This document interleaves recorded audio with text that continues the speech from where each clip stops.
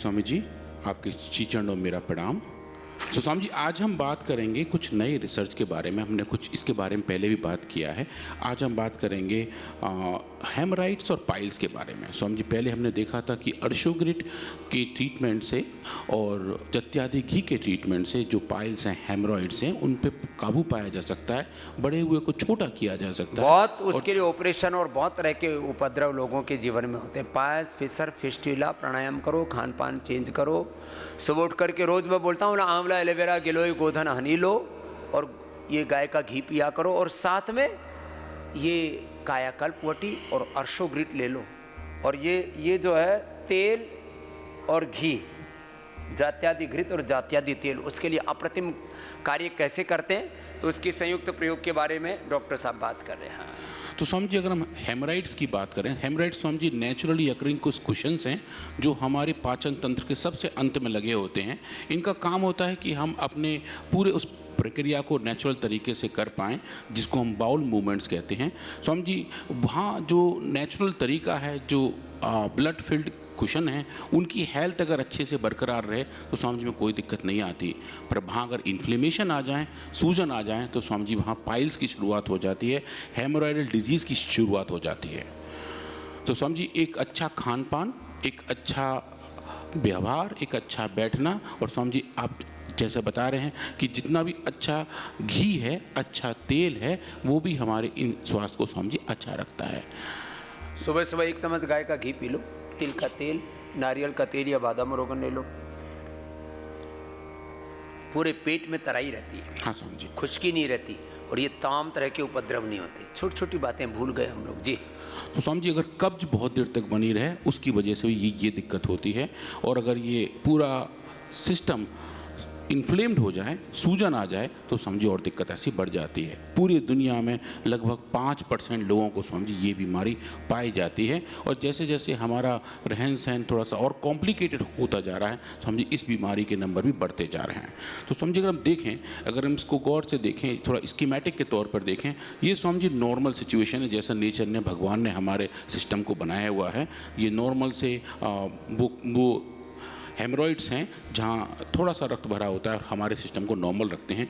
स्वामी जी, अगर इसके अंदर सूजन आ जाए तो ये बड़े हो जाते हैं, और सूजन हो जाए तो स्वामी जी इतने हो के नीचे बाहर लटकने लगते हैं। और ये जो लटकते हुए हेमरॉइड्स हैं स्वामी जी, इनको स्टेज 3 कहते हैं, और इनके अंदर स्वामी जी ब्लीडिंग होनी शुरू हो जाती है। और ये जो ब्लीडिंग का पूरा तंत्र है स्वामी जी, वो इन्फ्लेमेशन की वजह से पैदा होता है, और वो inflammation Swami ji long term में दुखी करती है, रहने में दिक्कत होने लगती है, खाने पीने में दिक्कत होने लगती है, जहाँ बैठते हैं स्वामी जी कपड़े खराब हो जाते हैं, और कुछ भी खाने में डर लगता है कि अगर कुछ खाया तो फिर आगे क्या होगा। तो वो स्वामी जी, वो जो सोशल हैबिट्स हैं वो भी ख़राब हो जाती हैं। मैं स्वामी जी 2-3 लोगों से मिला था जिनको ये दिक्कत थी। वो स्वामी जी शादी ब्याह में भी नहीं जाते थे कि कहीं गए, कुछ खा पी लिया, एक अलग प्रकार का फोबिया बन जाता है। स्वामी जी सोशली लोग आइसोलेटेड हो जाते हैं कि भाई ये हमें कॉमन सी दिक्कत है, और हम इसका क्या करें। तो स्वामी जी, इसके जो रिस्क फैक्टर हैं, इनके होने के कारक हैं स्वामी जी, वो तो ये है ही, कॉन्स्टिपेशन एक बड़ा कारक है, लंबे समय तक बैठ के काम करना एक बड़ा कारक है, ओबेसिटी के साथ साथ कंट्रोल तरीके से अगर हम हैवी वेट लिफ्टिंग ना करें स्वामी जी, उससे भी दिक्कत आती हैं। तो 2 तरीके के स्वामी जी इसमें सिचुएशन है। एक ऐसे हेमराइड जो बाहर आ जाते हैं, जिनको एक्सटर्नल हेमराइड्स कहते हैं, जहाँ एनल स्वेलिंग रहती है, लम्स रहते हैं, दर्द रहते हैं, ब्लीडिंग होती है स्वामी जी, और बहुत सारी खुजली मस्ती रहती है ब्लीडिंग के साथ साथ। तो वो बहुत ही अनकंफर्टेबल कंडीशन बन जाती है स्वामी जी। और दूसरा है इंटरनल हेमरॉइड, जो शरीर के अंदर के हिस्से में अगर वो हेमराइड्स बस्ट हो जाते हैं, तो जब हम मल त्याग करते हैं उस दौरान स्वामी जी ब्लीडिंग होती रहती है। तो ये दोनों ही अलग टाइप के थोड़े से सिम्टम्स हैं। हमने स्वामी जी दोनों पे बहुत अलग अलग तरीके से काम किया। एनिमल्स के अंदर स्वामी जी दोनों को अलग तरीके से इंड्यूस किया। आज हम देखेंगे जो एक्सटर्नल हेमराइड्स हैं, जो हम जिसको पाइल्स कहते हैं स्वामी जी, उनके अंदर हमें कैसे कैसे सिम्टम्स मिलते हैं, और एनिमल्स के अंदर स्वामी जी अगर हम इसको ट्रीटमेंट इंड्यूस करें तो स्वामी जी कैसा इफेक्ट दिखाई देता है। तो इसकी जो सिंथेटिक वर्ड के ट्रीटमेंट है स्वामी जी, वो तो सर्जरी है। वो बोलते हैं, वो चाकू लिए होते हैं कि भाई इसका हम सर्जिकल तरीके से निकाल के इसको ठीक कर देंगे, और लोकल पेल ऑइंटमेंट लगा देते हैं, या फिर कुछ बोलते हैं जो खाना पीना है उसको थोड़ा सा सॉफ्ट करो, या स्वामी जी कुछ स्टूल सॉफ्टनर नाम के कंपाउंड होते हैं, ऐसी दवाइयाँ होती हैं जिससे खाने के बाद थोड़ा सा मल सॉफ्ट हो जाता है, बोले उससे थोड़ा सा ठीक ठाक रहता है। पर स्वामी जी, आज हम बात करेंगे अर्शोग्रिट के बारे में, और बात करेंगे जत्यादि विकी के बारे में। तो समझिए जो हमने एक्सपेरिमेंट किए, जो प्रयोग किए एनिमल्स के ऊपर, उनको समझिए हमने अर्शोग्रिड खिलाई और जत्यादि ग्रिड टॉपिकली उसी हिस्से पे लगाया जहाँ सबसे ज़्यादा दिक्कत हो रही थी। और हम अर्शोग्रिड की कंपोजिशन के बारे में देखें, इनके अंदर स्वामी जी 22 अलग अलग हर्बल एक्सट्रैक्ट्स हैं, अलग अलग एनरिच फॉर्म्स में हैं। तो स्वामी जी ये उनकी लिस्ट है। और आप देख रहे हैं स्वामी जी इसमें पूज्य आचार्य श्री ने इन सब पौधों के संस्कृत बाइनोमियल नेम भी रखे हुए हैं। जैसे स्वामी जी मॉडर्न साइंस में, बॉटनी में हर एक पौधे के साइंटिफिक नेम होते हैं, इंग्लिश में स्वामी जी वैसे ही संस्कृत में भी ये बनाए हैं। और ये स्वामी जी पहली बार ऐसा विश्व में हुआ है कि जितने मेडिसिनल प्लांट हैं उन सब की संस्कृत बाइनोमियल नेम है, नाम को पढ़ के उस पौधे को पहचानना आसान हो सके। स्वामी जी ऐसा इन नामों में दिखाई देता है। और स्वामी जी ये फाइंडिंग्स, ये नाम अब हर एक साइंटिफिक जर्नल में संस्कृत में ही, देवनागरी लिपि में ही स्वामी जी पब्लिश हो रहे हैं, जो इनकी अच्छी एक्सेप्टेबिलिटी के बारे में बताता है। तो सबसे पहले स्वामी जी हमने अर्शोग्रिड का डिटेल केमिस्ट्री किया, जैसे हम हर बार करते हैं। उनके अंदर जो नेचुरली पैक्ड कंपाउंड हैं वो देखे और पाया कि कौन कौन से कंपाउंड कितने कितने मात्रा में हैं। और ये जो पूरा इन कंपाउंड के स्ट्रक्चर का आप जमावाड़ा देख रहे हैं, ये स्वामी जी वो कंपाउंड्स हैं जो उसके अंदर नेचुरली पाए जाते हैं। इसके बाद स्वामी जी हमने इनका डिटेल बायोलॉजी भी किया और उससे पहले जत्यादि ग्रिड का केमिस्ट्री भी देखा और कहा कौन कौन से अच्छे फैटी एसिड्स हैं स्वामी जी जो उसमें सही मात्रा में उपलब्ध हैं। अब उसके बाद जो एक्सपेरिमेंट किए स्वामी जी वो थोड़े से चैलेंजिंग थे। जनरली एनिमल्स को स्वामी जी स्फेरॉइड का, हेमरॉइड्स का इंड्यूस करने में थोड़ा दिक्कत आता है, क्योंकि वो नेचुरली अच्छे खाते पीते रहते हैं और एक जगह बैठते भी नहीं हैं, उनकी लाइफ साइकिल भी अच्छी रहती है। तो स्वामी जी उन एनिमल्स के अंदर जो ये जो रैट्स हैं जिनको हम विस्टार रैट कहते हैं, स्वामी जी हमने इनके बॉडी पर कहीं कहीं क्रोटन ऑयल लगाया। और स्वामी जी क्रोटन ऑयल अगर लगाते हैं उनके एनल एरिया पे, गुदा पे, तो स्वामी जी वहाँ पर हेमरॉइड जैसी कंडीशन इंड्यूस हो जाती है। क्रोटन ऑयल स्वामी जी अगर से हिंदी में समझें, ये जमाल घोटी के बीजों का तेल है। ये इतना उपद्रवकारी होता है कि जहाँ लगाते हैं स्वामी जी वहाँ इन्फ्लेमेशन इंड्यूस कर देता है।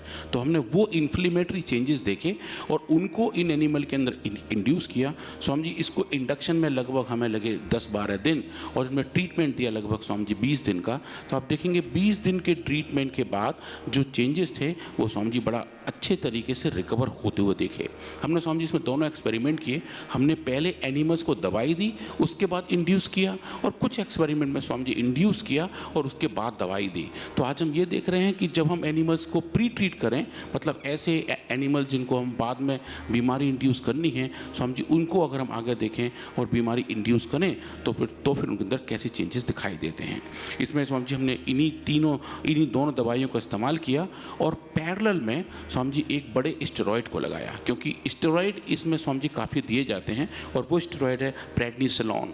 वो स्वामी जी एक बड़ा स्टेरॉइड है और सब हमारे मॉडर्न मेडिसिन के डॉक्टर उसके नाम की लिटरली कसमें खाते हैं कि जब कोई दवाई काम नहीं करती तब यही काम करती है। तो स्वामी जी हमने उसे एज ए कंपेरेटर लगाया और देखा कि अर्शोग्रिड और जत्यादि घी का कॉम्बिनेशन प्रेडनिसोलोन के मुकाबले कैसा काम करता है, और जो इम्पैक्ट हमें इन एनिमल्स के अंदर प्रेडनिसोलोन के आ रहे हैं, क्या वैसे ही या उससे मिलते जुलते या किसी और तरीके के चेंजेस में हमें क्या वो कुछ कंपेरेटिव स्टडी दिखाई देती है।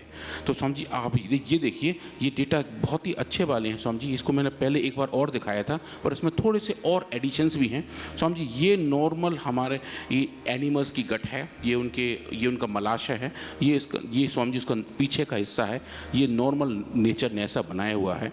जब स्वामी जी इनके अंदर हम बीमारी इंड्यूस कर रहे हैं इस एनोरेक्टल एरिया में, तो आप देखेंगे ये इतना बड़ा, एक बहुत बड़ा हेमरेज के साथ पाइल जैसी सिचुएशन बन गई है और स्वामी जी यहाँ पे सूडो मेम्ब्रेन्स आ गई हैं और ये पूरा बता रहे हैं कि जो बीमारी है वो एक बहुत सीवियर अवस्था में है, ये बहुत ज़्यादा हाई ग्रेड बीमारी है स्वामी जी। इसके अंदर स्वेलिंग बहुत है, हेमरेज है और सूडो मेम्ब्रेन बहुत सारे एक जगह इकट्ठे हो गए। माने ये बवासीर पैदा की पहले और पैदा करके फिर उसको मिटाया, कितने दिन लगे मिटाने में? स्वामी जी हमें कुल मिला के एनिमल्स में 20 दिन का ट्रीटमेंट दिया, लगभग 20 दिन। इंसान को भी सामान्य अवस्था में तो 7 दिन में, 14 दिन में, बहुत ज़्यादा क्रोनिक पायस फिशर फिस्टुला है तो 1-2 महीना लग जाएगा। थोड़ा धीरज रखो। ये जैसे बवासीर के ऐसे डाटा बता रहे हैं ना, ऐसे बवासीर पैदा कर दिए एनिमल्स में, फिर उसको मिटा दिया। अब तो विश्वास कर लो आयुर्वेद पर, ऐसे BP, sugar, thyroid, asthma, arthritis, liver, kidney failure, cancer जैसी बीमारियां, पार्किंसंस, अल्जाइमर, डिमेंशिया, ऑटिज्म जीवों में पैदा करके उन बीमारियों को रिवर्स करके दिखा दिया आयुर्वेद मात्र से, बिना योगासन, बिना प्राणायाम के, बिना ध्यान के, बिना पंचकर्म षटकर्म के। यहाँ तो इतनी सारी ट्रीटमेंट आपको कराते हैं और फिर भी कोई ये कहे कि कहाँ जाएं, क्या करें, हम तो मजबूरी में ये एलोपैथी का जहर खा रहे हैं। भैया ये सिंथेटिक दवा मत खाओ। योग आयुर्वेद में जब संपूर्ण समाधान है और वह भी हार्मलेस, पूरा ट्रीटमेंट, किसी भी तरह का दुष्प्रभाव नहीं, कोई कॉम्प्लिकेशन नहीं, वो सारा भी आपको बताएंगे कि आयुर्वेद की दवाइयाँ बिना किसी कॉम्प्लिकेशन के, बिना किसी साइड इफ़ेक्ट के, एडवर्स इफ़ेक्ट के काम करती हैं और कैसे उससे इंस्टेंट बेनिफिट मिलता है। ये नहीं कि उसके लिए वर्षों की प्रतीक्षा है, वो एक एक दिन में काम करती हैं और कुछ दिन में तो रोग का पूरा खात्मा कर देती हैं। वो डेटा बता रहे हैं डॉक्टर अनुराग जी। स्वामी जी, आपने जैसे बताया इन ड्रग्स के, इन मेडिसिन के स्वामी जी हमने डिटेल टॉक्सिकोलॉजिकल एक्सपेरिमेंट भी किए हैं, जहाँ स्वामी जी 28 दिन तक हमने चूहों को इंसानों को 8 से लेके 28 गुना तक स्वामी जी डोज देकर देखा है। और स्वामी जी पूरे के पूरे सिस्टम में 33 के 33 ऑर्गन में कैसा भी कोई भी एडवर्स इफेक्ट देखने को नहीं मिलता है। 8 से लेके 28 गुना तक डोज दे के देख ली और फिर भी कोई दुष्प्रभाव नहीं दिख रहा। तो अब तो इस बात को हमें चारों ओर फैला देना चाहिए कि भाई ये जो झूठ फैलाया गया था कि आयुर्वेद की दवाइयों के साइड इफ़ेक्ट होते हैं, क्योंकि उनके तो सभी, कोई भी एलोपैथी की एक भी ऐसी दवा नहीं जिसका कोई एडवर्स इफेक्ट ना हो। और यहाँ एक भी दवा का एक भी एडवर्स इफेक्ट नहीं है, सही तरीके से बनी हो, सही तरीके से उपयोग में लाई जाए। तो इतने बड़े तथ्य और सत्य हर रोज आपके सामने डॉक्टर अनुराग जी रखते जी। तो स्वामी जी अगर हम इन्हीं एनिमल्स को देखें जहाँ हमने ये बीमारी इंड्यूस की थी, ये स्वामी जी डिजीज एनिमल हैं। इसके बगल में आप देख रहे हैं सिंथेटिक वर्ड की दवा प्रेडनिसेलोन, स्टेरॉइड का इम्पैक्ट स्वामी जी उसकी वजह से थोड़ी सूजन तो कम हुई है, पर स्वामी जी वो जो एक घाव बना हुआ है, जो सूडो मेम्ब्रेन्स बने हुए हैं, वो स्वामी जी वैसे के वैसे हैं। तो उतना ज़्यादा एलोपैथी की दवाई से सुपीरियर काम कर रही है, सुपीरियर कंपाउंड। स्वामी जी आप यहाँ देखेंगे ये थोड़ी कम डोज, ये सही डोज, और ये ह्यूमन डोज आप देखें स्वामी जी, यहाँ जाके तो ऐसा लग रहा है पूरी डोज। स्वामी जी अब देखिए ये ऐसा लग रहा है पूरी डोज पूरा लाभ, पूरे डोज पूरा लाभ, और ऐसा लगता ही नहीं है कि कभी इन एनिमल को ये बीमारी रही होगी। ये स्वामी जी ये नॉर्मल एनिमल थे जिनमें कोई बीमारी नहीं थी, ये बीमार एनिमल थे। और ये स्वामी जी देखिए अर्शोग्रिड और जत्यादि घृत की दी हुई पूरी डोज थी। तो आप देखें बिल्कुल ऐसी रिकवरी दिखाई दे रही है जो बता रही है कि जो बीमारी है उसके जो कारक हैं वो स्वामी जी जा रहे हैं और बिल्कुल अच्छे तरीके से एक अच्छा रिकवरी दिखाई दे रही है। और स्वामी जी ऐसा लग रहा है कि वो ऑर्गन पूरा नया सा बन गया हो, जो भी डैमेजेस थे जो यहाँ हम देख रहे हैं स्वामी जी वो सब बिल्कुल नॉर्मलाइज हो गए थे और एक अच्छी रिवर्सल हमें स्वामी जी यहाँ देखने को मिली। इसको स्वामी जी अगर हम क्वान्टिफाई करके देखें तो ये देखें, ये लाल रंग का जो बार है ये स्वामी जी बता रहा है कि बीमारी कितनी फैल गई थी। और ये प्रेडनिसोलोन के साथ कंपैरेटिव तरीके से आप देख रहे हैं तो अर्शोग्रिड के इस्तेमाल से ये स्वामी जी डोज डिपेंडेंट तरीके से हमें ग्रॉस पैथोलॉजिकल चेंजेस दिखाई दे रहे हैं। इनके अंदर स्वामी जी जो बीमारी का रूट कॉज है जो आप हमें बार बार बताते हैं इन्फ्लेमेशन, और यहाँ भी इन्फ्लेमेशन सूजन बरकरार रहती है। तो स्वामी जी हमने इन एनिमल्स के रक्त के अंदर, इनके सीरम के अंदर हमने स्वामी जी देखा कि साइटोकाइंस के लेवल कितने हैं, क्योंकि जब बीमारी अपनी चरम अवस्था पर होती है उस दौरान ये साइटोकाइन के लेवल बहुत ज़्यादा बढ़ जाते हैं। तो स्वामी जी एक बहुत स्पेसिफिक साइटोकाइन है जो इसी बीमारी में सेंट्रल रोल प्ले करता है, जिसका नाम IL-1 बीटा है, इंटरल्यूकिन 1 बीटा है, जो आप यहाँ देख रहे हैं स्वामी जी। ये नॉर्मल कंडीशन में इतना पाया जाता है, लगभग 10 पिकोग्राम पर ml तक। और स्वामी जी जब बीमारी इंड्यूस हो जाती है तो लगभग 160 से 180 पिकोग्राम पर ml तक पहुंच जाता है। ये स्वामी जी नॉर्मल कंडीशन है, ये डिजीज़ कंडीशन है। और आप देखें स्वामी जी अर्शोग्रिड और जत्यादिघृत के को ट्रीटमेंट से ये स्वामी जी डोज डिपेंडेंट तरीके से कम होने शुरू हो जाते हैं, जो हमें ये बताते हैं कि जो बीमारी का कारक है, जो सूजन का एक बड़ा उत्प्रेरक है जिसकी वजह से पूरी एक बीमारी आगे बढ़ रही होती है, स्वामी जी उसका रेगुलेशन ये औषधियाँ बहुत अच्छे तरीके से करती हैं, बगैर किसी एडवर्स इफेक्ट के साथ करती हैं। अब स्वामी जी हम इन टिश्यू को बाहर निकालें और माइक्रोस्कोप के नीचे देखें, हिस्टोपैथोलॉजी करके देखें कि इनके अंदर कैसे चेंजेस बीमारी की वजह से आए हैं।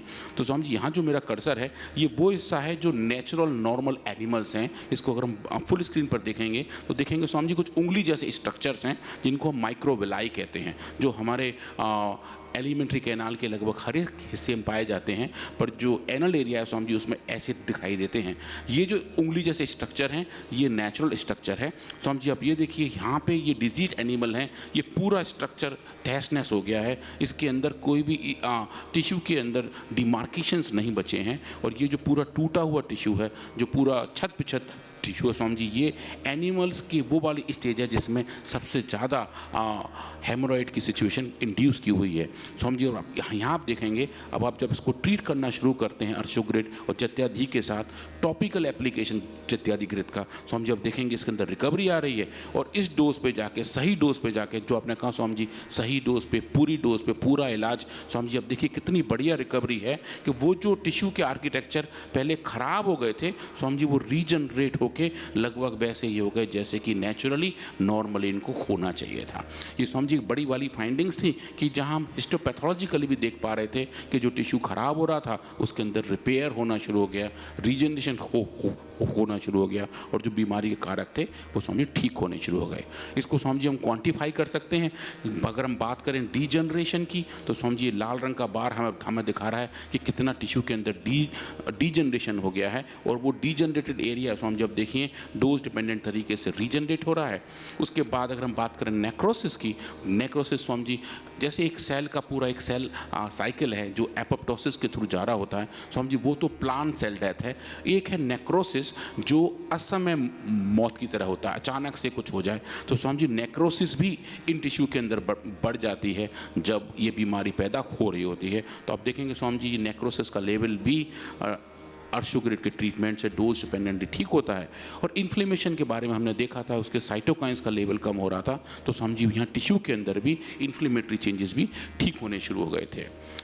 अगर हम इसके बाद बात करें कंजेशंस की, हेमरेज की, क्योंकि ब्लीडिंग समझिए एक बड़ा वाला पैरामीटर होता है, हमने वो भी नापा और पाया कि जो हेमरेज थे वो भी समझिए ठीक होने शुरू हो गए थे, जो कंजेशन थे समझिए वो भी ठीक होने शुरू हो गए थे। और जब इसको हम टोटली कंबाइन करके देखें कि बीमारी के जो 5 बड़े बड़े कारक हैं उनको एक साथ ज्वाइन करके देखें तो समझिए ये नॉर्मल कंडीशन है, ये डिजीज़ कंडीशन में लगभग 8 गुना ज़्यादा बढ़ी हुई बीमारी है।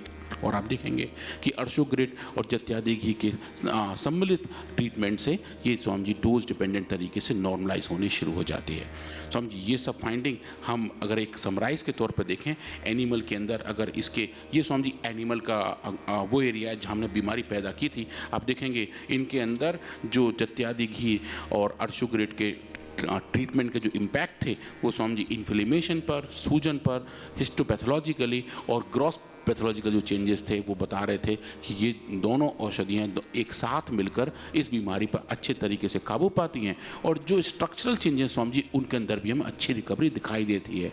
अब समझिए अच्छी बात यह है कि ऐसी फाइंडिंग को जहाँ हम 2 आयुर्वेदिक औषधियों के को ट्रीटमेंट की बात कर रहे हैं, समझिए सिंथेटिक वर्ड में फिक्स डोज कॉम्बिनेशन बहुत कॉमन सा है, मतलब 2-3 दवाइयाँ एक साथ मिला के दी जाती हैं। समझिए यहाँ हमने 2 अलग अलग तरीके से औषधियों का इस्तेमाल किया, एक दवाई खिलाई और एक दवाई लगाई। समझिए इसकी भी एक्सेप्टेबिलिटी साइंटिफिक वर्ड में बड़ी अच्छी आई है। और समझिए अभी drug development and industrial pharmacy जो टेलर एंड फ्रांसिस का एक बड़ा जर्नल है, समझिए उन्होंने इस फाइंडिंग को एक्सेप्ट किया है। और समझिए जो हम बात कर रहे हैं को एडमिनिस्ट्रेशन की, उसको समझिए ऐसे ही लिया है।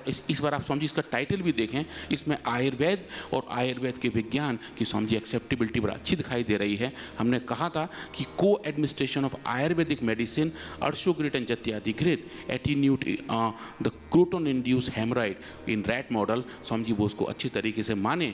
समझिए 3 या 4 साल पहले ऐसे आर्टिकल्स को इस टाइटल के साथ एक्सेप्ट कराने में समझिए बहुत दिक्कत आती थी।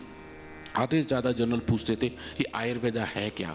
अब समझिए मुझे बताते हुए बड़ा अच्छा लग रहा है कि जो एक्सेप्टेबिलिटी है साइंटिफिक फील्ड में इन मेडिसिन की, इनके विज्ञान की, वो समझिए बहुत अच्छी हो रही है। और जैसे ही हम ये ऐसे पेपर भेजते हैं वो समझिए बहुत अच्छे तरीके से अच्छे कमेंट के साथ एक्सेप्ट होते हैं और समझिए बड़े बड़े जर्नल में पब्लिश होते हैं। बहुत बहुत धन्यवाद। आयुर्वेद के इतिहास में, दुनिया के इतिहास में ये पहली बार वनस्पतियों पर, जड़ी बूटियों पर, हमारी सनातन परंपराओं के जो मूल मान बिंदु हैं, योग है, योग चिकित्सा, यज्ञ चिकित्सा, आयुर्वेद की जड़ी बूटियाँ, वनस्पतियाँ, नेचुरल मेडिसिन और उनके नेचुरल जो कंपाउंड्स हैं उनके ऊपर एक इंटीग्रेटेड मेडिसिन के तौर पर एक टारगेटेड मेडिसिन के तौर पर, और एक एक औषधि के अनेक पहलू हैं कि औषधि एक रोग को मिटाने के साथ टोटलिटी में हमारी इम्यूनिटी को अच्छा करती है, हमें लॉन्गेविटी देती है, और हमारे पूरे शरीर के 37 ट्रिलियन सेल्स को एनर्जाइज करती है।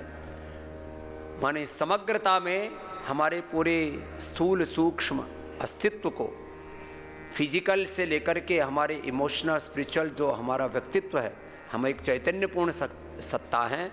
और आयुर्वेद की औषधियाँ ये सात्विक चिकित्सा है, राजसिक तामसिक चिकित्साएं नहीं है। तो इससे कैसे पूरे रोगों का निवारण होता है, इसलिए मैं इस इंटीग्रेटेड सॉल्यूशन, इंटीग्रेटेड ट्रीटमेंट के द्वारा सर्वांगीण स्वास्थ्य पाने की बात को बार बार दोहराता हूँ और सबसे आह्वान करता हूँ, आओ अपने पूर्वजों के इस योग आयुर्वेद को, सनातन धर्म के मूल मूल्यों को फिर से अपने जीवन में अपनाओ। आज हम कह रहे हैं, आज हम अपना रहे हैं, कल को पूरी दुनिया कहेगी और दुनिया अपनाएगी, क्योंकि पूरी दुनिया के सामने जिस तरह से बीमारियां महामारियों के रूप में बढ़ रही हैं, और बीमारियों के साथ पूरी दुनिया में युद्ध, हिंसा, झूठ, बेईमानी, दुराचार, अनाचार, व्यभिचार, जो आज मैंने प्रारंभ में से कहा, हम योग विमुख हो गए, वेद विमुख हो गए, सनातन विमुख हो गए। इस सारी लूट खसोट से बचाना है तो योग आयुर्वेद स्वदेशी को और सनातन धर्म के मूल मूल्यों को फिर से जीवन में अपनाना है।